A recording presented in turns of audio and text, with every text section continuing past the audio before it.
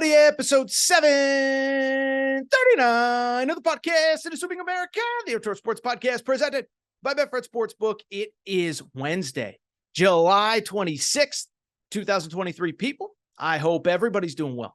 I hope everybody is having a great day, and I know I keep saying it.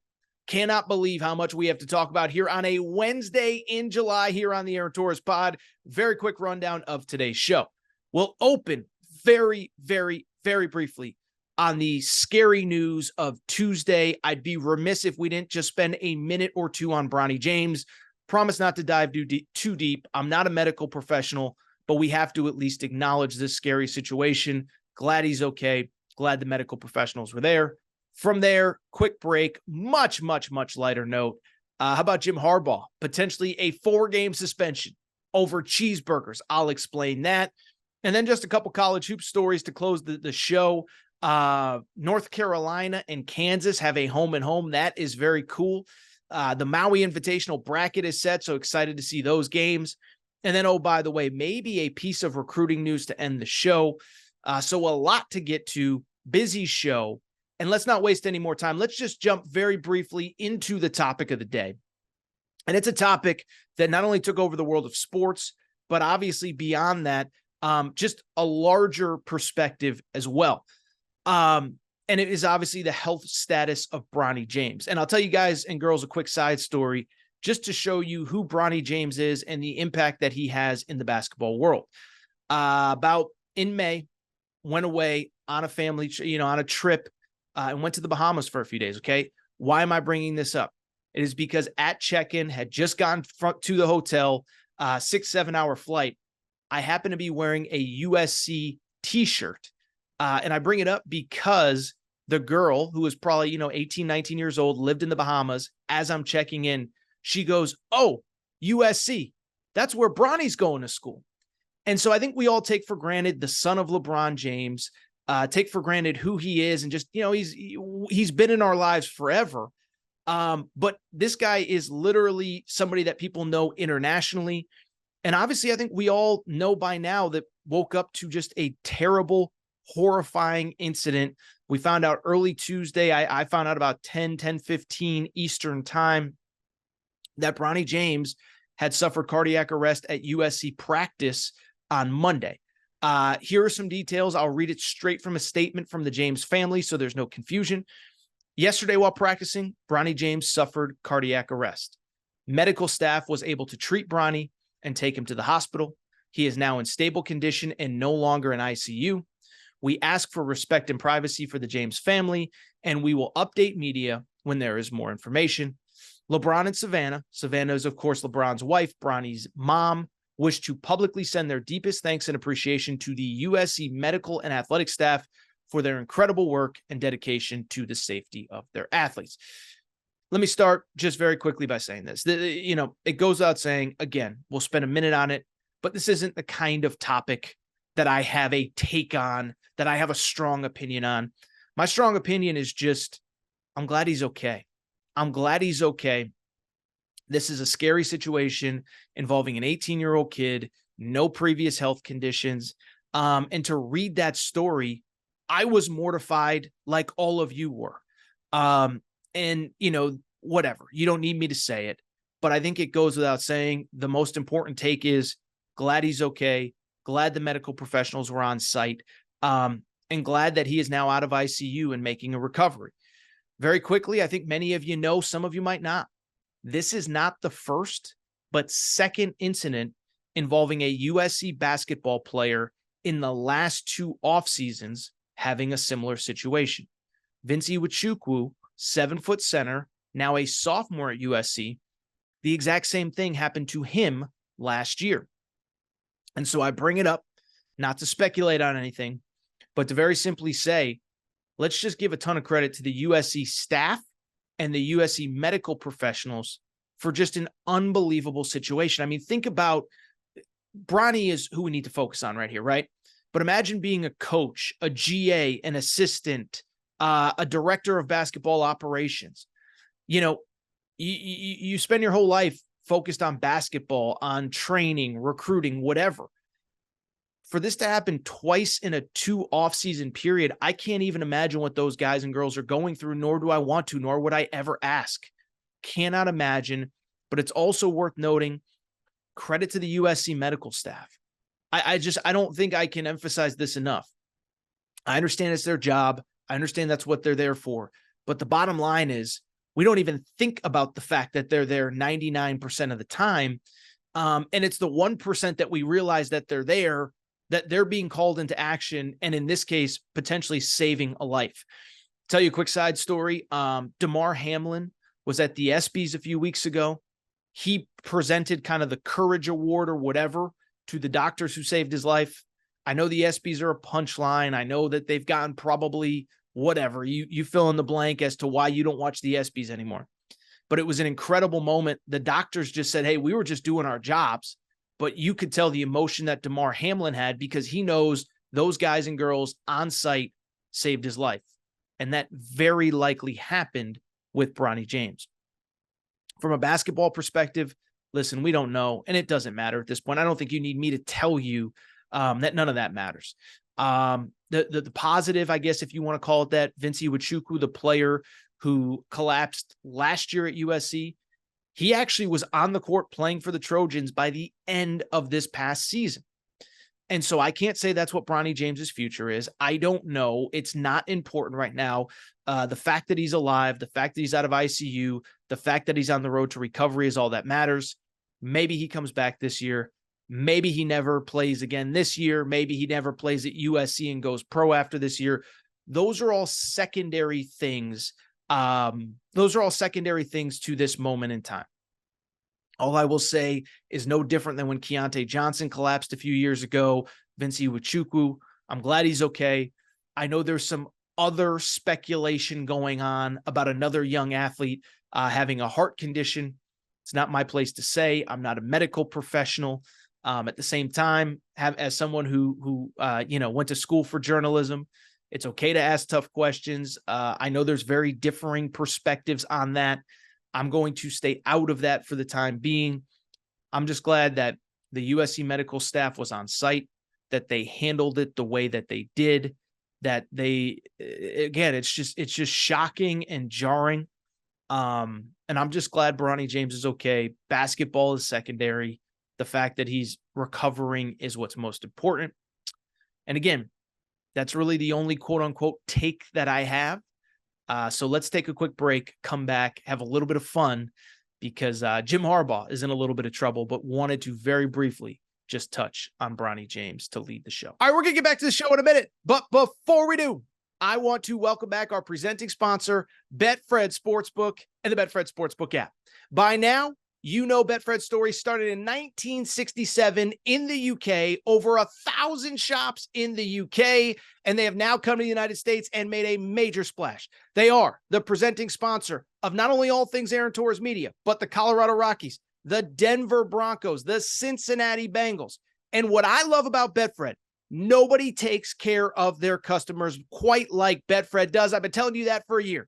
We have sent listeners of the Aaron Torres pod to Denver Broncos VIP tailgates. The Betfred suite at Cincinnati Bengals games is rocking. Betfred bettors have thrown out first pitch at the Colorado Rockies games. Nobody takes care of their customers quite like Betfred, and here is what they are doing for you right now. How about this? Bet $50 on any game, get up to $1,111 in free bets. Here's how it works. Download the Betfred Sportsbook app. Bet $50 on anything you want to bet on. You automatically get $111 in free bets.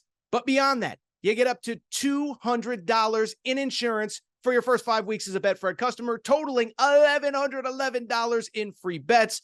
I've told you for a year, nobody takes care of their customers quite like Betfred. They're the only book that I bet with, and I want to thank Betfred for being our presenting sponsor. All right, everybody. Now I'm back. Gonna be back.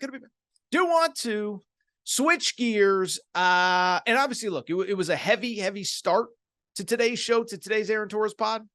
So I want to go a little bit lighter right now. And I want to talk cheeseburgers. Not technically cheeseburgers, but cheeseburgers and Jim Harbaugh, cheeseburgers and potentially NCAA rules violations at Michigan. That's right. Remember that old Jimmy Buffett song, cheeseburgers in paradise? Well, this is kind of the exact opposite of that. Whatever the opposite of cheeseburgers in paradise, that is what is going on in Ann Arbor right now as Jim Harbaugh, head football coach in Michigan. You may know him as the guy that's beaten Ohio State in back-to-back years, that's won the Big Ten in back-to-back years, that has made the college football playoff in back-to-back years, that is going to start with a number 2, number 3 ranked team in the country coming into this year. He may be suspended for a quarter of the season, maybe more, essentially over cheeseburgers. So let's get into it. Let's break it down. It's a wild story, really. And it's kind of crazy because I don't really remember talking about this as it all unfolded in the winter and the spring. This is a story that's kind of been out there since probably, I don't know, January, maybe even a little bit before, a little bit after, whatever. But I think it all kind of happened kind of during college hoop season, and we're kind of wrapped up in March Madness, conference championships, whatever. And so we didn't discuss it.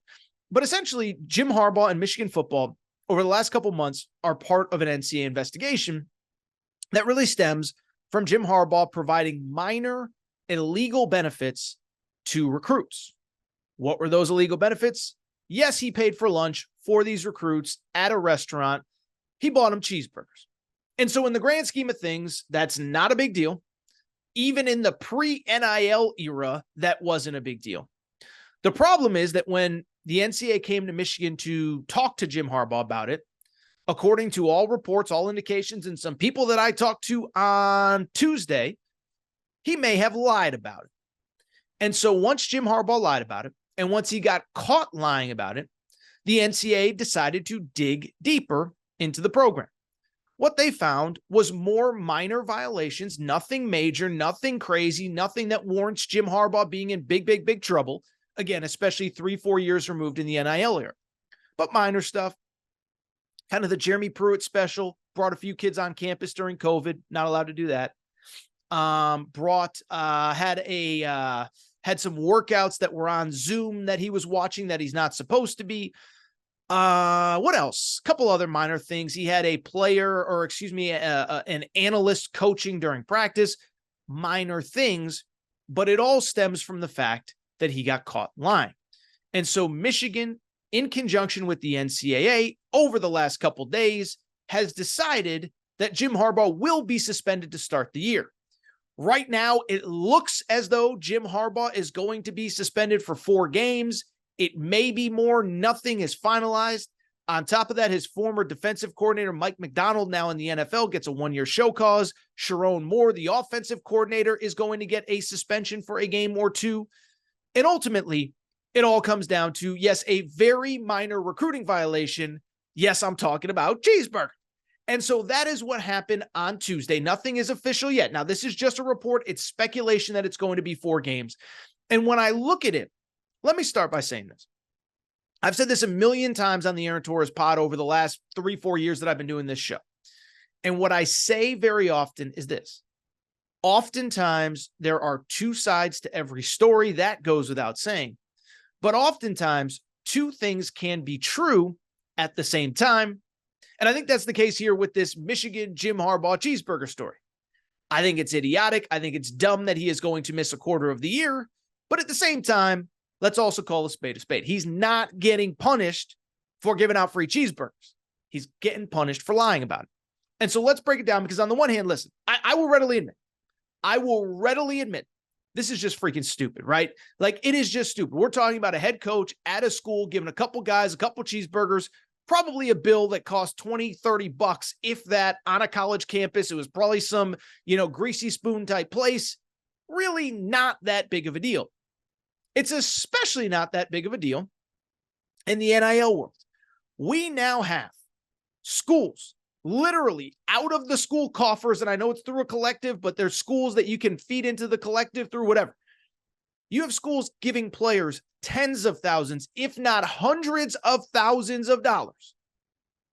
And we're going to bust Jim Harbaugh over a cheeseburger or 2. Give me a freaking break. And it looks stupid. And it looks especially stupid in light of all of these other rulings that have come down over the last couple months. Bill Self, 5 level 1 violations in basketball, gets a 4-game suspension. Jim Harbaugh one level 1 violation. That level 1 violation was the lying, not even the act itself.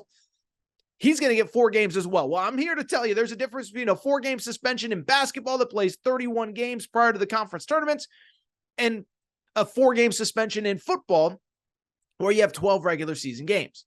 So it's dumb and it's idiotic. What I will also say is this. You know what else is dumb and idiotic? Jim Harbaugh feeling the need to lie to NCAA investigators. And I'm not here to defend the NCAA and whatever, blah, blah, blah. But listen, you don't need to go far to realize how stupid it is to lie to the NCAA. Look at the school that Michigan plays every year that is their biggest rival. Who is their head coach right now? Ryan Day. Who was the head coach that he took the job from? Urban Meyer. How did Urban Meyer get that job? Because Jim Tressel lied to the NCAA over Tattoo-Gate. Remember, it was stupid. It was idiotic. A couple guys on Ohio State traded some gear, traded some game-worn jerseys, traded their little, their medallion things. I forget what they were called, the little gold pants or whatever, for free tattoos. It was stupid then. It's even stupider now. But Jim Tressel got busted because he claimed he didn't know. And then when he claimed he didn't know, he said, well, I was doing it to protect the players. By the way, how about that? Jim Tressel, Ohio State leads to Urban Meyer getting there. Urban Meyer was the thorn in Jim Harbaugh's side. I joked with a buddy of mine who's a Michigan fan today. I said, maybe this all leads to Urban Meyer being the head coach at Michigan when this is all said and done. I'm obviously joking. But again, you don't have to look far into this rivalry for the fact that Ohio State lost a head coach for lying to the NCAA. So on the one hand, it's idiotic that Jim Harbaugh got a 4-game suspension. On another, imagine if he got nothing, how mad Ohio State fans would be. Ohio State lost a coach over lying to the NCAA. Now, I'll also admit it probably worked out well for Ohio State because they ended up with Urban Meyer, but it doesn't change the fact. And so I'm a Harbaugh guy. I'm a Harbaugh defender. But if Ohio State lost a coach over this, Jim Harbaugh getting 4 games isn't that bad. By the way, Bruce Pearl, we all remember what happened with Bruce Pearl, right? Had a barbecue at his house. Aaron Kraft was there. Bruce Pearl tells the Kraft family, tells everybody there, lie, say you weren't there. He gets a 3-year show cause. I'm not saying it was right then. I'm not saying it's right now. What I am saying is there is a track record. If you lie to the NCAA, you're going to get in trouble.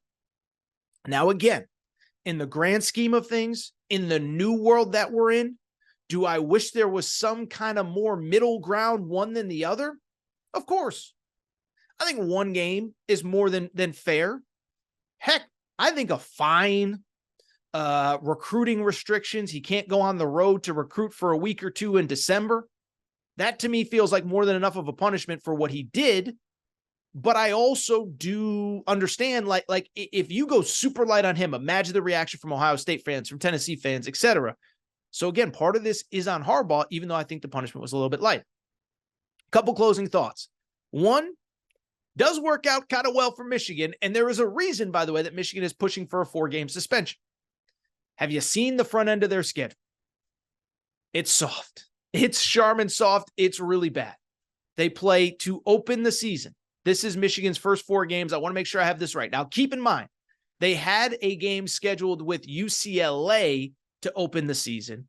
That were early in the season. They had a home and home that was ultimately canceled a few years ago. And so Michigan's first 4 games, because the UCLA game was canceled, East Carolina, UNLV, Bowling Green, Rutgers. That is why Michigan is pushing for the 4-game suspension. And it will be interesting to see if the NCAA gives them the 4-game suspension, knowing that their first 4 games are at home and they're against East Carolina, UNLV, Bowling Green, and Rutgers. By the way, their next 2 would be at Nebraska, at Minnesota. Games Michigan should win. But obviously, I think Michigan would prefer to have Jim Harbaugh back if they go on the road. From there, I'll say this for Michigan too. I do think this program is uniquely qualified to handle kind of outside noise, okay? Because think about this time last year and what my stupid butt was saying about Jim Harbaugh. Remember, it was 2 off seasons ago that Jim Harbaugh first started flirting with the NFL. I don't know if it ever got to the interview stage, but he was rumored to be interested with the Bears. He was rumored to be interested with the Raiders, Minnesota Vikings. Remember, he went to interview with the Minnesota Vikings on National Signing Day.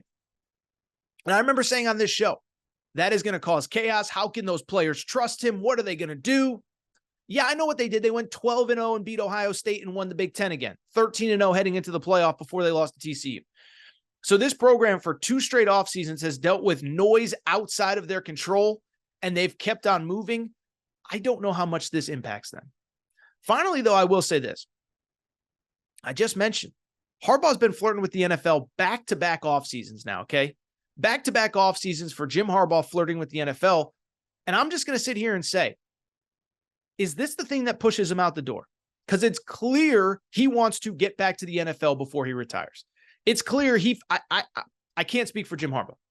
I do feel like he thinks that he has done what he has done at Michigan, what he came back to do. Establish them as right now the best program in the Big Ten, beat Ohio State, make the college football playoff. Now, there's that one last step to win the national championship. That's why they have the beat Georgia session of every practice, as we discussed a few weeks ago. But I just bring it up because it feels to me like Harbaugh, this to me, and I talked to somebody very close to the Michigan program, flirted with the NFL 2 off seasons ago, flirted with the NFL this past year. This feels like kind of the last hurrah. He's got everybody back. J.J. McCarthy's a junior. Donovan Edwards, Blake Corum's back. 2 elite running backs. Defense is loaded. Offensive line is good again. Could this ultimately be the thing that pushes Jim Harbaugh to the NFL? There was already thought that this might be his last year anyway, that he was gearing up for a title run this year, and if it happens or if it doesn't, he's going to try to go back to the NFL.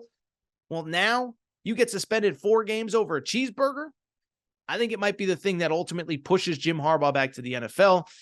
And it's frustrating and it's disappointing, but it is what it is. And as I said, part of this is on Jim Harbaugh. To really wrap the show, I want to talk college hoops in a minute, but quickly, 2 follow-ups to the Jim Harbaugh thing, one related to Harbaugh, one not really. The first one is, Harbaugh news comes on the eve of Big Ten Media Day. Big Ten Media Day starts today, Wednesday, and also goes Thursday. And so rather than doing the Big Ten preview like I did with the Pac-12 and the SEC last week, going to go ahead and wait. Just figure out, see if Harbaugh says anything, see if anybody else says anything, see if Ward Manuel, the Michigan AD, is at Media Days and comments on this at all.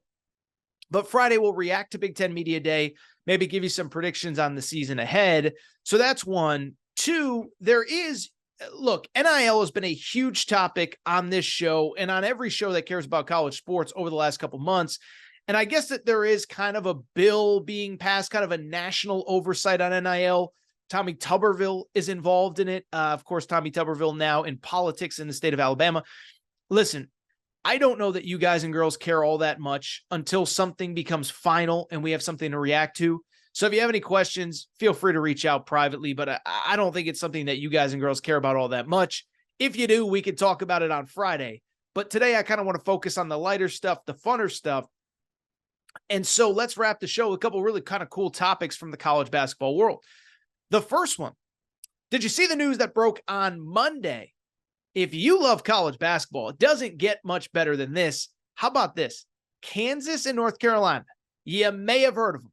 We could debate what's a blue blood, what's not a blue blood, who is, who isn't, is UConn, is this program, is that program? Kansas and North Carolina are. And on Monday, they announced that they will play a home and home in both Lawrence and Chapel Hill, starting not this coming season, but the next season, 2024, 2025, 2025, 2026. Even cooler, both games will take place in the first full week of the college basketball season. So listen, I don't think there's like an amazing takeaway that I have, but one, it's just cool.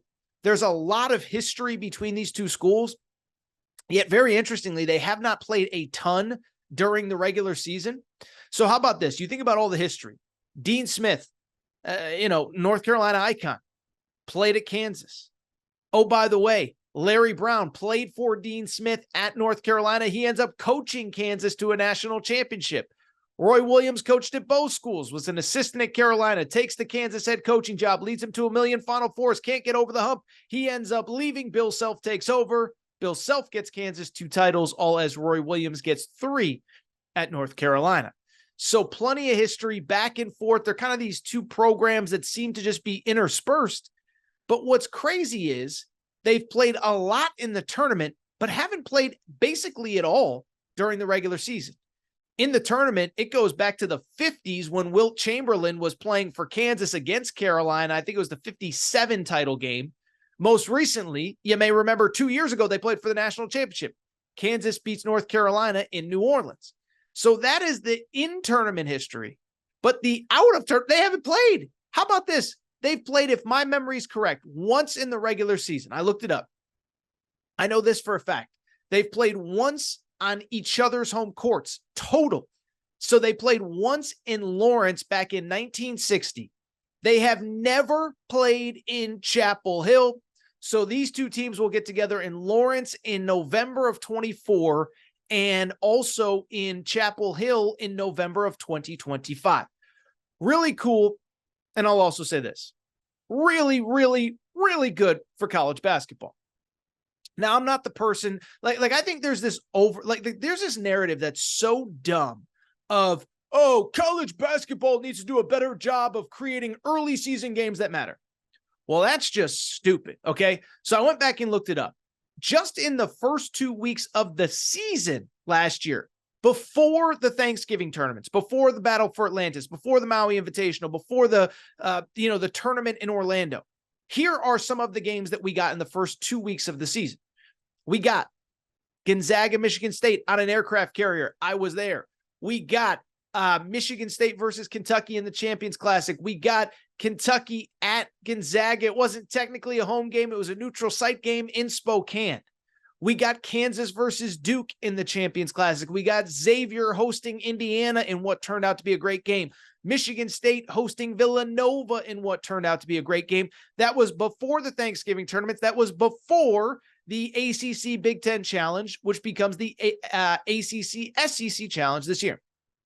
So I don't think college basketball lacks for marquee games early, but the first week this past year was lacking. And so the more games you can get that get eyeballs on this sport early, the better. I will give credit where credit's due. The powers that be in the sport seem to understand the importance of playing big games early. This year, how about this? On top of the Champions Classic, which will pit Kentucky versus Kansas and Michigan State versus Duke, Duke is also hosting Arizona on like the second or third night of the year.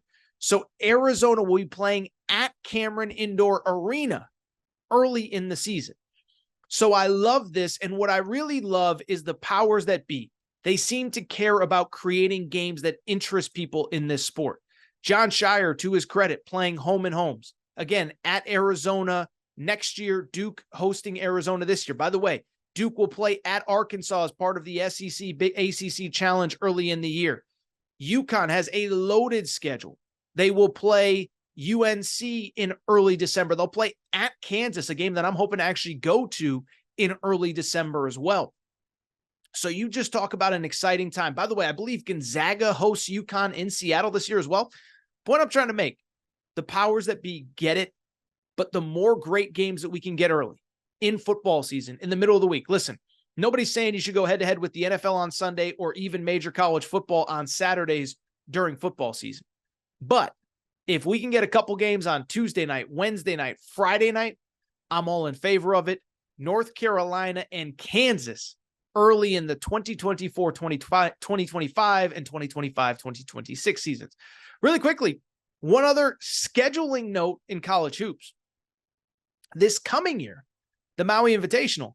This week, we actually got matchups in this year's Maui Invitational. Now, I don't want to spend too much time breaking down college hoops games in July. This is a loaded freaking event, though, okay? So here are the 4 opening round matchups in this year's Maui Invitational. Kansas will be playing Chaminade. Remember, Chaminade isn't in the tournament every year anymore. This year, they're in it. Then Tennessee plays Syracuse. Marquette plays UCLA. Gonzaga plays Purdue. Again, don't want to spend a ton of time, but think about all the storylines there. First of all, I'm going to go ahead and pull up my most recent way too early top 25 from college hoops, okay? I'm going to pull it up because I want you to see how good the talent is in this year's event. In my way too early top 25, I have Kansas with Hunter Dickinson at number 2. I have Purdue, who is in this event, at number 3. I have Marquette in this event at number 4. I have, let's see, who else? I have the Tennessee Volunteers at number 10. So 4 of my top 10 teams are in this event, not to mention that also my number 17 team, Gonzaga, is in as well. And also on top of all that, we got some interesting matchups from even the teams that aren't considered, elite heading into the year. So first of all, Tennessee, I think, has a chance to be really good. I know everybody loves to criticize Rick Barnes. Remember, this team got to the Sweet 16 last year without Sakai Ziegler, their point guard. Well, he's back. Santiago Vescovi's back. Josiah Jordan-James is back. And you're talking about basically 4 starters back for a Tennessee team that made the Sweet 16 without their starting point guard. They will play Syracuse. Of course, remember, this will be the first marquee event with Syracuse that does not feature Jim Boeheim, so that'll be wild. Red Autry, Adrian Autry is their head coach. And Syracuse actually should be pretty interesting. A couple nice transfers on that roster. Second game, Marquette versus UCLA. Remember, Marquette, it wasn't UConn that won the Big East regular season and Big East conference tournaments last year. It was Marquette. Marquette finished last season winning the Big East regular season, and they beat UConn twice. They now return 4 starters. I have them at number 4 in the country. UCLA, I'll tell you, they are very interesting from the perspective. We're going to learn a lot about Mick Cronin, Big Mick energy this coming year. Bottom line with Mick Cronin, don't wish any ill will upon him or that program. But he inherited a lot of talent from Steve Alford that he was able to retain. Well, Jaime Jaquez is gone after 4 years under Mick Cronin. Tiger Campbell, the point guard, gone after 4 years under Mick Cronin. Jalen Clark is gone. Now, Jalen Clark was a Mick Cronin recruit, so I don't want to discredit him for that. But I just bring it up because they lose a lot of talent off that team. So this will be the first look at them. And then I should mention, obviously, Gonzaga at Purdue in primetime. I think this is the late tip-off on that Monday. How about Gonzaga versus Purdue? Gonzaga, different team. Ryan Nembhard, the transfer from Creighton, comes in. Purdue, of course, has the National Player of the Year in Zach Edey returning to college basketball. So this is going to be a fun event, and I am really, really, really excited about it because we got some fun matchups, and we got, like I said, 3 of the top 4 teams in my way too early top 25 are in this event, and that does not include Gonzaga. It does not include UCLA. One quick note. I'm not going to talk about it on today's show. What I'll do is later this week, if you're subscribed on the YouTube channel, there was one recruiting note that I found very interesting, something that I've talked about previously on this show. So as I've said many times, it appears as though there's really about 3 players in high school basketball that have separated themselves from the pack. Cooper Flagg, who we've talked about several times the last couple weeks. Duke is hot after him. Some believe UConn is in the mix, myself included. There's a kid named AJ DeBonsa who just finished his freshman year, who some believe might be the best player in high school basketball. And then there is Cameron Boozer, the son of Carlos Boozer, who also has a twin brother who's a top 15 prospect. Why do I bring it up? At Peach Jam a few weeks ago, the Boozer twins did an interview with, I believe it was Travis Branham, maybe Joe Tipton of On3. And they said, look, it's early, but our recruitment's open. And just because our dad, Carlos Boozer, went to Duke does not mean that we are going. And so why do I bring it up?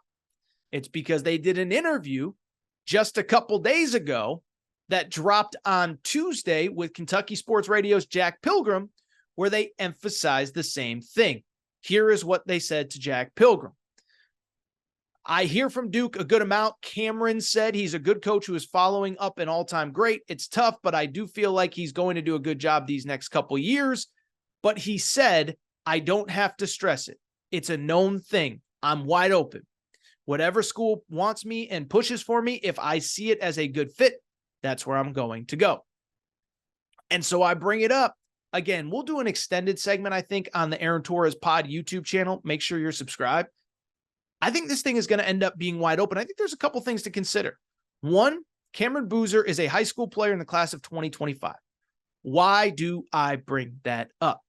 There's a lot of time between now and when he's going to commit, let alone when he's going to play. So we'll see what happens with Jon Scheyer. Thought Jon Scheyer actually did a pretty good job in his first season as the head coach at Duke, but let's see what happens if he struggles this year. Probably going to have the preseason number one team. What if they don't live up to expectations? What if they don't live up to the hype? Would that make Cameron Boozer reconsider things? What if some of their NBA prospects don't get to the NBA in the manner that we expect? Would that make him to consider? The point I'm trying to make, there's a lot of variables that are going in, and it feels like North Carolina and Kentucky both very much feel like they can be in the mix for this kid and for really both brothers, because I cannot emphasize this enough. The other brother, Caden Boozer, the point guard, I watch Peach Jam, man. That kid can play. He, to me, looks like a future NBA point guard. He might not be a one and done like his brother, but I just bring it up. This is going to be a story to follow. Could the Boozer brothers go somewhere other than Duke? We'll have full reaction on the Aaron Torres Pod YouTube channel.